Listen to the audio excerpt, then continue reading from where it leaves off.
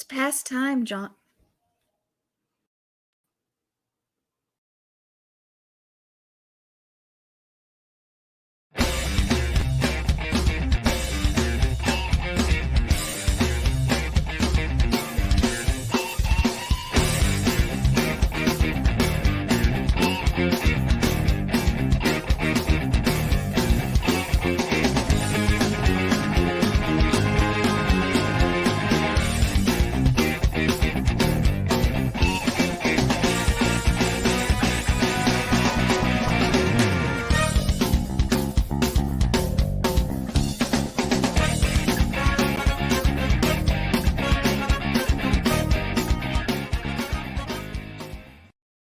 Well, good evening, everyone. This is John Craig, And this is Sandy. and it's good to be with you this evening on the third day of the week for Walking in Spirit and Truth. And we've got a great show planned for you this evening. A good study, a great study. Sandy's been working hard on it. And then, of course, following Walking in Spirit and Truth, we're going to have the Craig Report. You want to stay tuned for that because we got some great information, some updates that we're going to be reviewing this evening. Yes, we are. And as John said, we are glad that you've joined us, and we're continuing in our study with Psalm 23. And we are actually on verse 4. But before we get into the Hebrew language of that, I had wanted last week and partially this week at least to go over just some of the things concerning fear. And so last week we mentioned something, which is the frequency of fear. And after we read the scripture, I want us to go ahead and talk about that for a minute, because the frequency of fear, something very interesting, because we hear about frequencies all the time, especially in the Hebrew Roots Messianic movement. So let's go ahead and turn in scripture to Psalm 23, and we'll read the whole psalm. All right, so Psalm 23, verse 1, beginning with verse 1, a psalm of David. Yahweh is my shepherd, I shall not want. He makes me to lie down in green pastures. He leads me beside the still waters. He restores my soul. He leads me in paths of righteousness for his name's sake. Yea, though I walk through the valley of the shadow of death, I will fear no evil, for you are with me.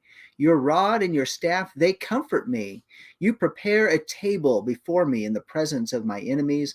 You anoint my head with oil. My cup runs over. Surely goodness and mercy shall follow me all the days of my life, and I will dwell in the house of Yahweh forever.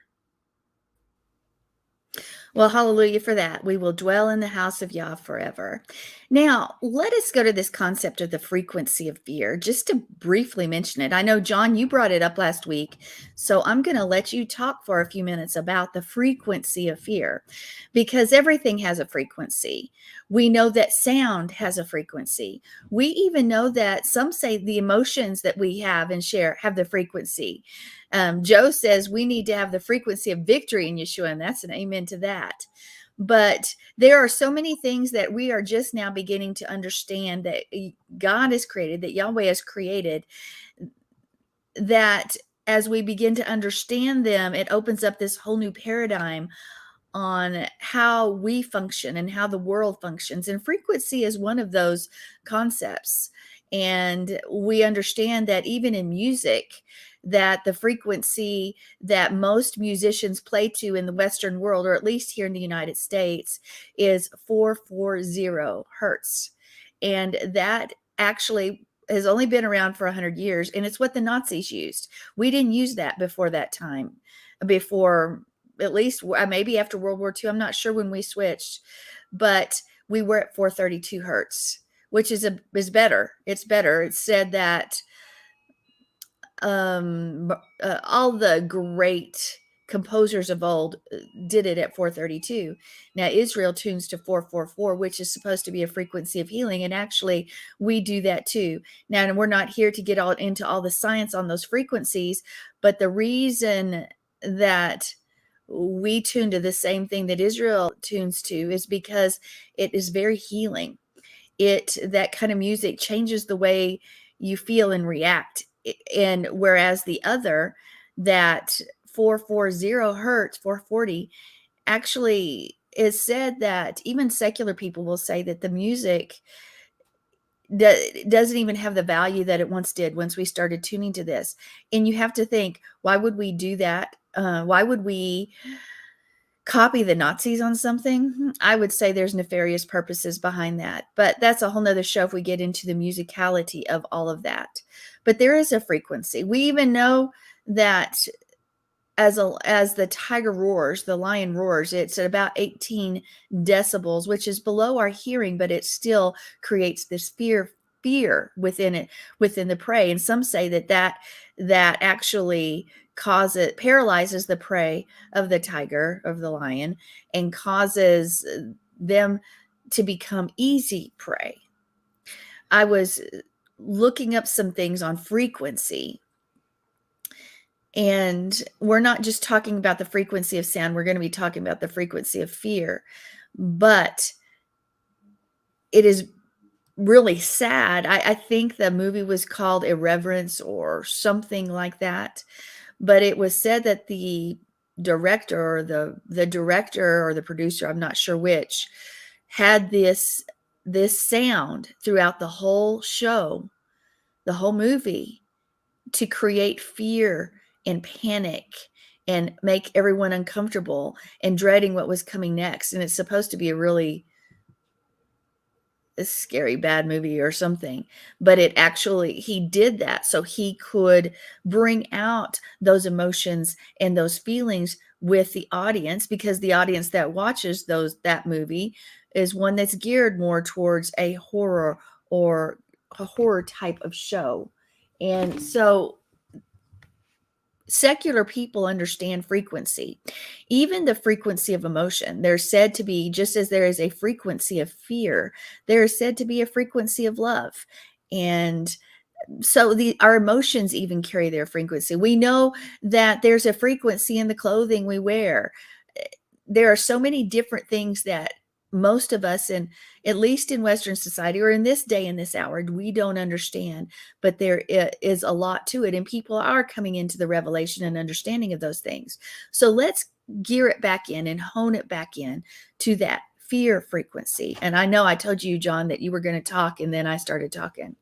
So why don't you chime in? Because I know, as you brought it up last week, you've also studied it out a little bit, and we'll have some commentary. Well, I did. I was looking into it, and honestly, you can really go down a rabbit hole that is. It's not really.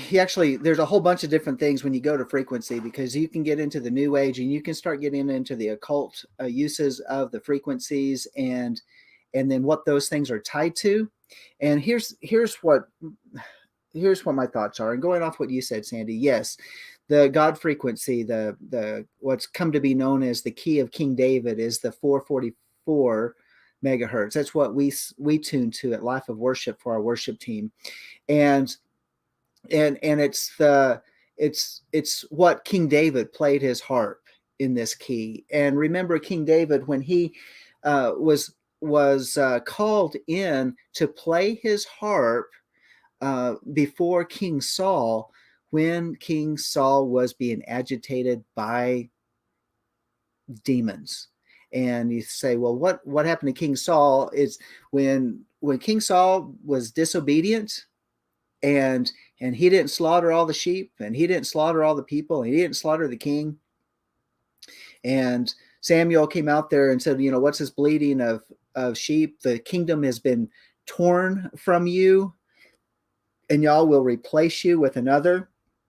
It's from that point in time you see that King Saul really goes downhill spiritually.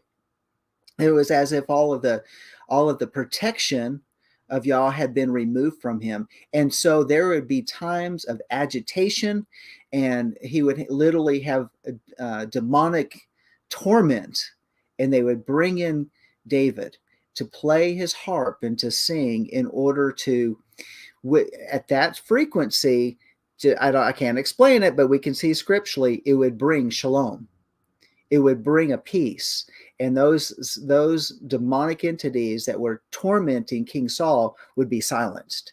And so we know that frequency is a God-given gift, but on the other hand, we see that there is a spiritual connection at frequencies that Hasatan will use and his minions will use, and our bodies are there are frequencies within our body, just like the whole world is made of frequencies. It just depends on how dense that frequency is. Anything from granite rock has got a frequency, and light has a frequency. So you have the sunlight has a particular frequency, and then you also can have infrared light has a particular frequency. And as Sandy was talking about earlier, in the roar of the island at 18 hertz, that roar of the lion has that sound we can't hear below we can't hear below 19 hertz and megahertz. And so, but if that sound is there, our body can still pick it up. We can still hear that. And what they have found is in scientific studies at particular frequencies that a body will react. There's a certain what's the right word? It's the disconcerted type of feeling, an uncomfortable feeling, even to a point of anxiety, and which leads into fear. It causes a little bit of that. I hear something's wrong, and I don't know if I need to run or fight. It's that flee or fight type of thing that begins to rise up within us. These are the frequencies that that affect us emotionally. Now, on the other side, you can go down the dark path, and I'm going to tell you this because this is not me. This is what those that follow frequencies in the New Age world, in the occult, in all of these different elements, these different groups, these communities, these where they take the whole body and they assign a particular frequency to different levels of the body, from the head all the way down to the tailbone, and all of these different things. And it is truly an occult practice, and each one of those levels is assigned particular deities. And this is why I don't really want to go down these dark holes and these dark paths, because these frequencies are the things that people actually use, taking what God created for good in order to bring about a demonic connections, those things that attract the demonic. So this frequency of fear, which is very, very low, resonates. But if our body begins to respond to that, then and our body begins to connect with that frequency, there's that we have to be. I keep stumbling over this because I really don't want to say it. Is that there is a realm by which the demonic is attracted to it. And so God's not given us a spirit of fear, but that of power, love, and a sound mind. And that's a spirit. And that is something that we have to battle. And all these different things. For example, when we have, over the last couple of years, when we had the fear of this particular disease that was coming, what has the mainstream media wanting to do? What is the government wanting to do? It keeps causing people to react and to that spirit of fear, and and then it continues to try to maintain it. And when people allow that to maintain in their body, then it resonates, and it creates those negative pathways, and we don't want to be connected to those negative pathways. Those are the things that our body is a creation of God, and as Yahweh has created things to resonate within certain frequencies. We're not created to do that. It brings harm. It brings harm to the body, and we have to understand where that's at. And when we go down there and we go down to those levels, then it has the negative effects within the body, the negative functions, those things where the body begins to break down, the cells begin to break down. We see disease and all that type of thing begin to manifests itself physically within our bodies because we allowed ourselves to be connected to those places that God doesn't want us to be. He said that He's not given us a spirit of fear. So why would we stay there? Why would we want to entertain that? Because it has a frequency. It is a spirit. It is a it has negative effects on our walk with Yah, and it has negative effects in our relationships with others and how we do it. I mean, think about how many people isolated themselves during the last 2 years because of fear. It has negative effects emotionally, physically, socially, all of these different things because they connected to that which God didn't design us to live in, because He didn't give us a spirit of fear, but He gave us that of power, love, and a sound mind. And yes, those like fear, those have a frequency. But the thing is not in terms, I'm looking at it simply as a scientific level. Our body does respond to that. And therefore, when we get out of the pit of fear and then we allow us to connect with the love of Yahweh, when we allow ourselves to sit and rest in His shalom, when we stop focusing on one level and we begin to elevate our thinking and our spirit. And when it tells us what are we supposed to think about, we're supposed to be thinking about dwell on these good things.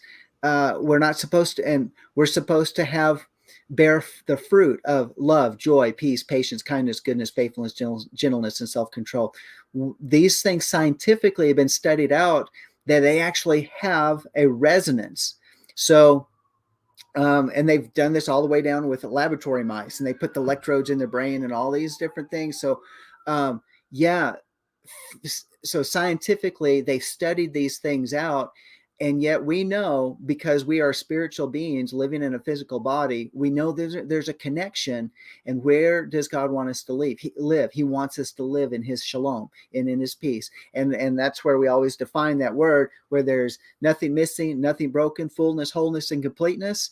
There's a particular elevation that when we connect with the very heart of God and we allow His Spirit to fill us, then things begin to work out within our bodies physically. It's amazing how it all works together. I wish I knew more. I wish I had a better understanding of it. But these are just elements we got to check ourselves. We have to be able to recognize that we've got to come out of fear and have courage, boldness, and that operates out of love. And why? Because fear has to do with punishment. Why do we sit around and wallow in fear?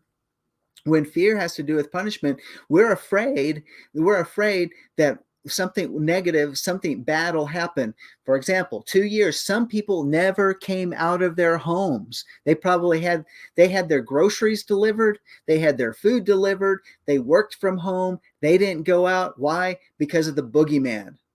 And that boogeyman had a particular name for a disease that we can't say because we don't want to be banned on this channel. So, but that is that's, and then yet those negative effects, then they have a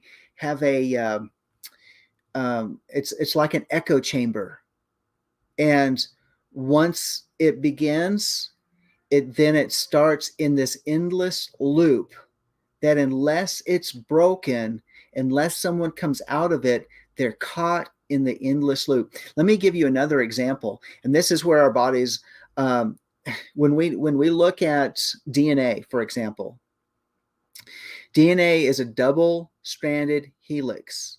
And if you look at it, and it's connected by each of the double strands are connected by whatever you call it, the RNA or whatever it is that connects one side to the next. And some people have taken that and said, wow, this in one sense is, when it's working in harmony, it is like Jacob's ladder. It is a connection, and people have had studies on it. It's very interesting. But if you look at the double helix, what does it look like? It looks like a sound wave, and both of those sound waves are working in tandem with each other perfectly. And when we understand how that is frequency, working together to bring about harmony within our bodies and our structures. When it begins to break down and those strands in between uh, begin to break, then the body isn't working. Why would it break? It's because perhaps one side of the helix and the other side of the helix is not operating in harmony with each other, and it gets a little out of balance, snaps. One of those, I'm talking in real basic layman terms, and I could be completely wrong, but to me it makes sense. If those two strands get out of harmony, then there's a breakdown. And so what happens when we live in fear? That fear is not harmonic with our creator. And that's the key, being in rhythm with our creator, being in harmony with our creator, causes us to resonate with the things that he resonates with. In other words, another way to say it is that we love what he loves, we hate what he hates. When we step out and we begin to love something outside of what he loves, then we are breaking from that harmonious connection. And it causes problems. First, it causes problems spiritually, then it causes problems emotionally, then it causes problems physically. It's all connected. So, anyway, I when I was looking at this, in fact, one chart that I looked at in terms of frequency that I saw was like, oh my goodness, because I'm going to tell you, the occult actually takes these frequencies and it ties it in with various um,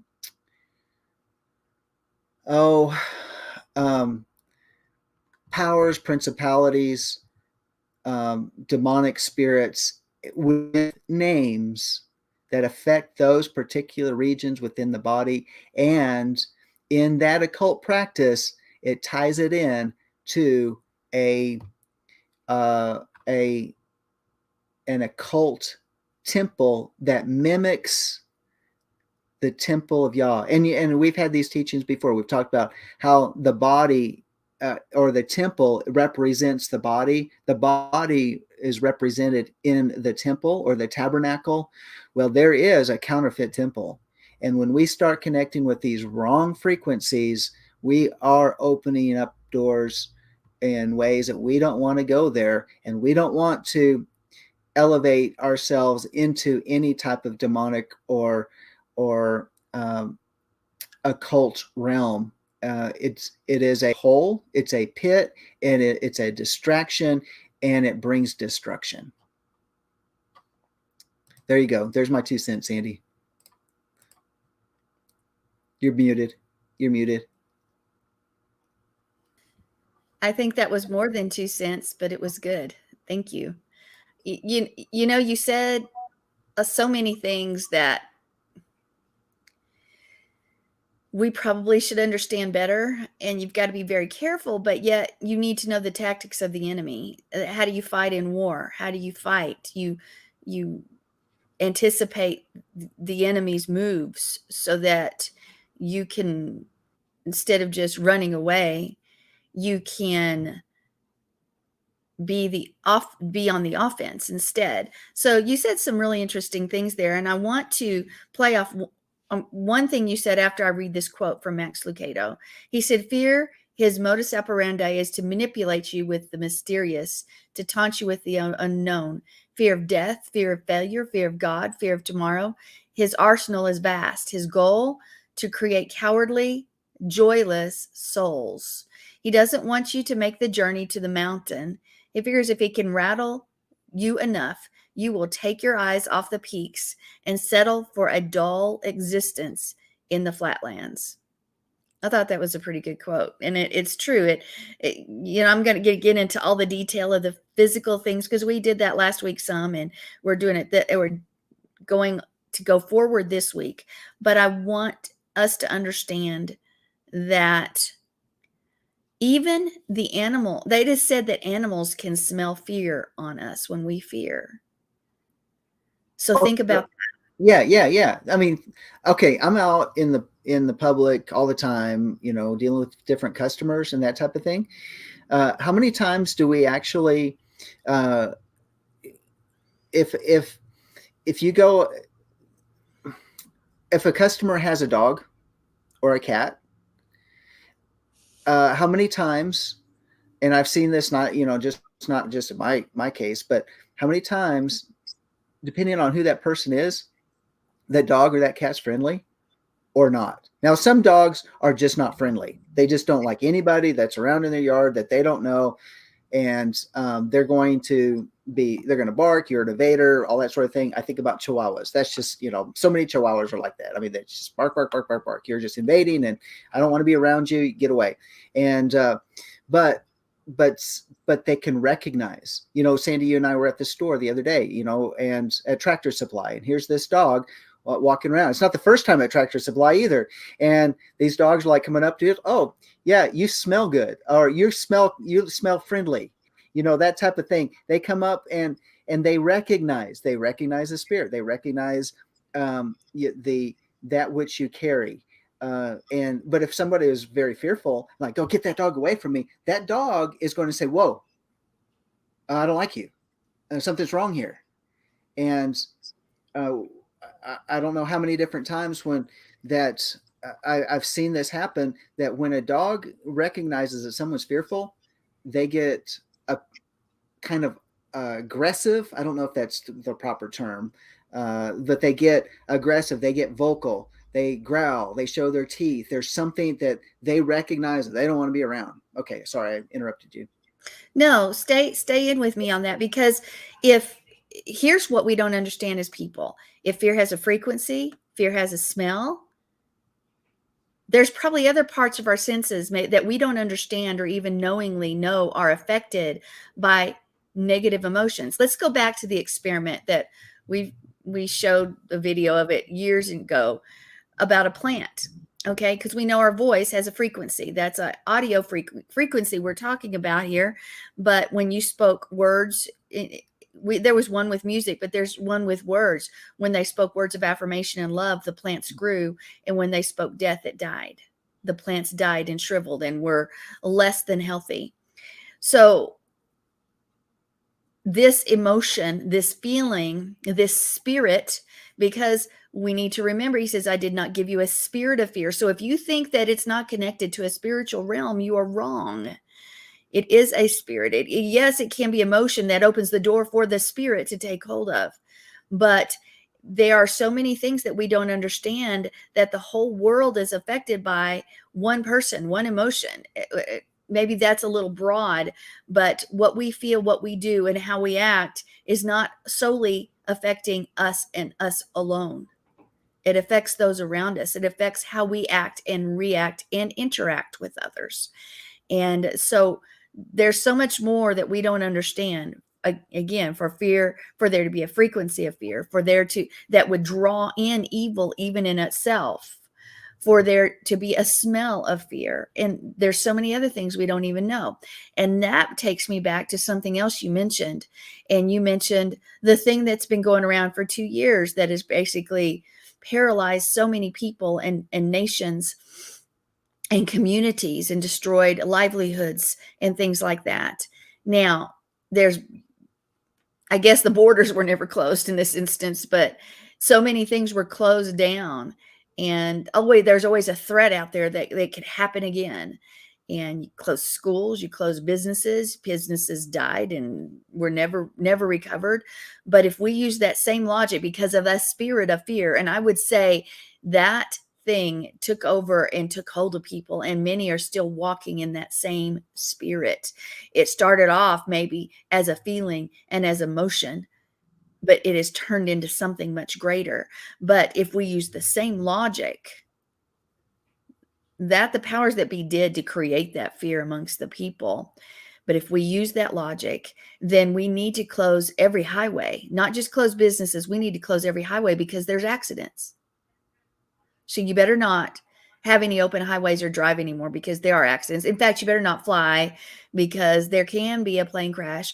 Or maybe we shouldn't even eat anymore, because obesity is a cause of death. I mean, we can go to the ridiculousness of it because Oh, of fear. if you eat, you might get food poisoning after all. I mean, so There you You better go. not eat, right? Yeah. Or what about dangerous jobs? Well, let's just not have anybody do those jobs anymore. For fear to literally form and reform our society, for us to make laws and decisions out of fear is stupidity, but it is the way that the enemy controls the masses, and that those that walk with the enemy control the masses, which are the people that are in control. It makes a lot better news to create a panic and threat of imminent danger at all times. And think about this. Why do we spend so much time worrying?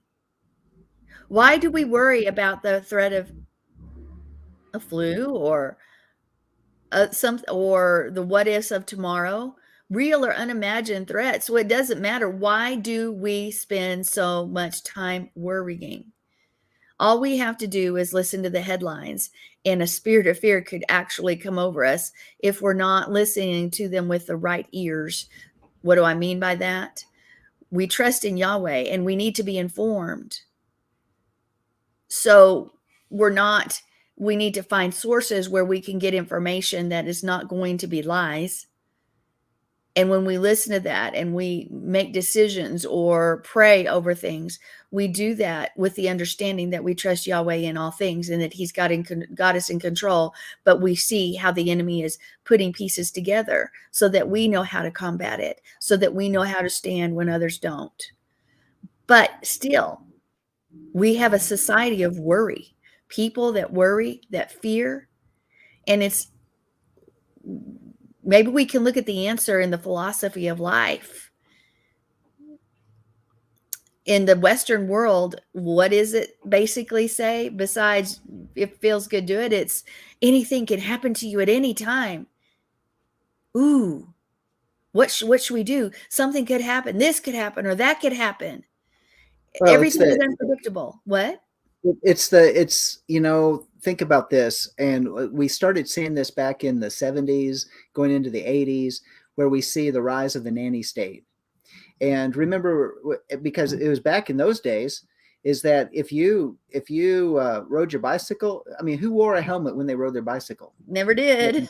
Never When heard of they such a thing. when you skateboarded, did you wear a helmet and knee No. pads and elbow pads and gloves and all that? No, we didn't. We didn't do any of that stuff. The nanny state said, "Oh, life is dangerous." But why? Why did they start doing it? I think it was the biggest marketing ploy out there, because they were able to sell more products. Oh, you need a helmet, you need gloves, you need knee pads, you need elbow pads, all of these different things. You can't get hurt. Now, granted, I understand, yes, there were accidents, head injuries, all that different thing that could happen, and they did happen. And but the nanny state came up. Can't something happen with anything we're doing? But you can trip on the edge of the carpet at the threshold of your door and bump your head on your way down, and you can have a head injury. So I guess we should always wear helmets. In fact, this current Bubble administration wrap. wants bubble wrap. They want us to. They're talking about wearing masks indoors in our own homes now, mandating that. I mean, it's clown world. It is a clown world. But why? Because they know they can control using fear, like you said. And if one thing is tired and worn out, they'll find something else because they want us to be afraid. They want us to fear. And if the belief is the world is nothing more than a random interaction of particles in a vortex, you're subject to all the forces that are around you and you have no control. Well, we do. We rest in Yahweh. That is the answer. But the world says you need to be afraid. You might come in contact with somebody who has something, or you might cross a drunk driver, or you might lose your job, or maybe you'll have a heart attack, or maybe whatever. And it's this Greek outlook on life that we need to fear. We need to be afraid, but we need to remember as well that Yahweh is the sovereign ruler of the universe. He is the creator of everything, of everything. He is the Holy One of Israel. And he is the one that has a plan and a purpose for our life, but we hop out of his plans and purposes when we walk around on with worry and the what ifs of society. What if we had Well, you that? know, I was just going to say, isn't it true that when we jump into that realm, is that one, it's saying, well, Yahweh's not big enough for my circumstances, and two, then we fall under the control of Hasatan. And I say that is because in that verse, I will fear no evil. And that word, and I know you're going to get there eventually, so I don't want to jump the gun. I will fear no evil, ra'ah, which is literally, I won't say, we can say it maybe spiritually, maybe we can say there's a connection here, but it's connected to falling under a hex or a vex, or um, it's connected to taking on a mark of Hasatan, saying God's not big enough, so this other entity is bigger, and I trust in it more than I trust in Yahweh, and and and it's connected to the fact that um, something adversity, affliction, calamity, these where it says, I will fear no adversity, I will fear nothing bad or calamity or hex or vex or anything wicked, and let alone any type of ill mark.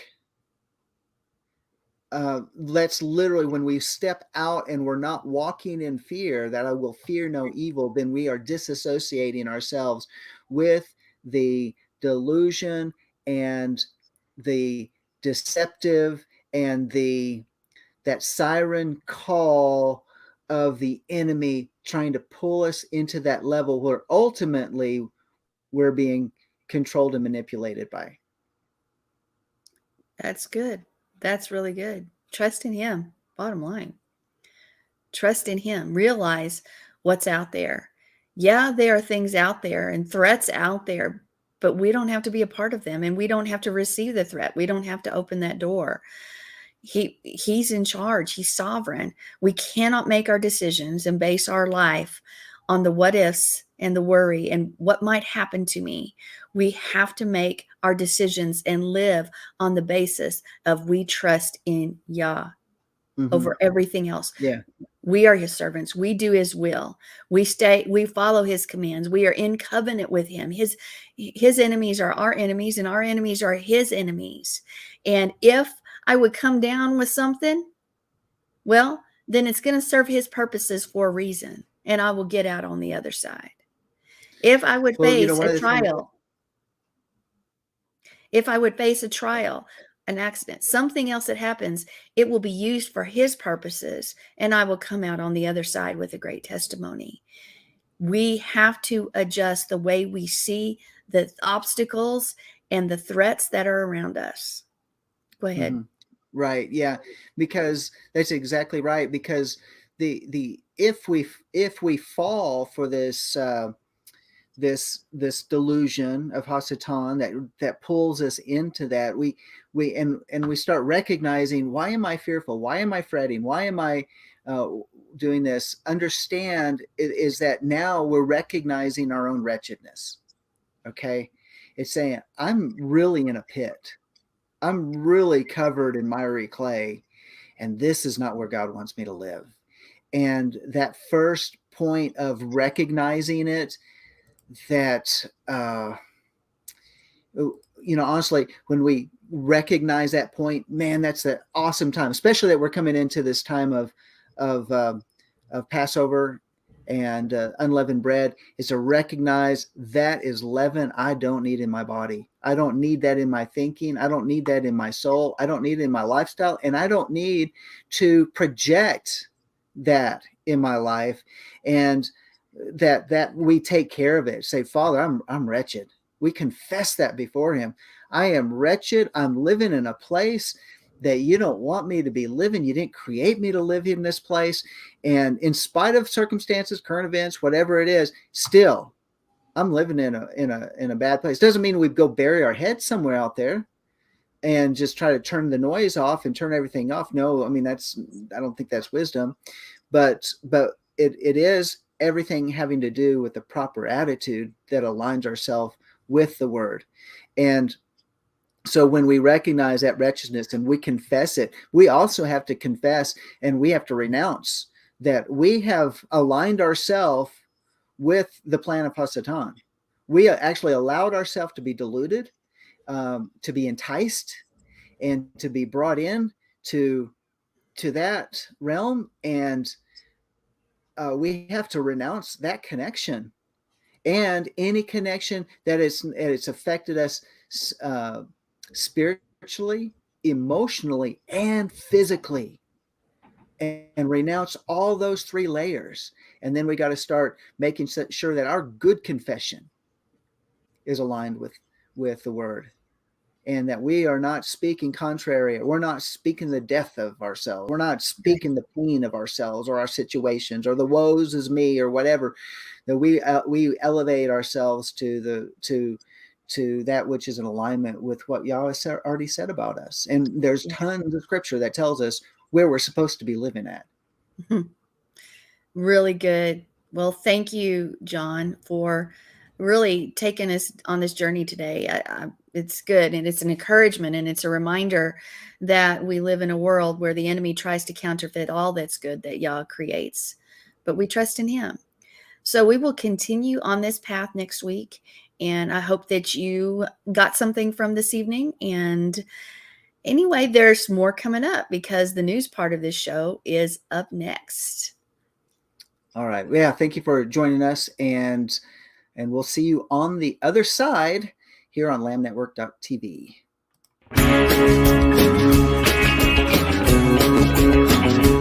We are richly blessed to bring you what we believe is the fullest, most diverse, yet up-to-date progressive teachings, discussion, and prayer programming you can find anywhere on this planet.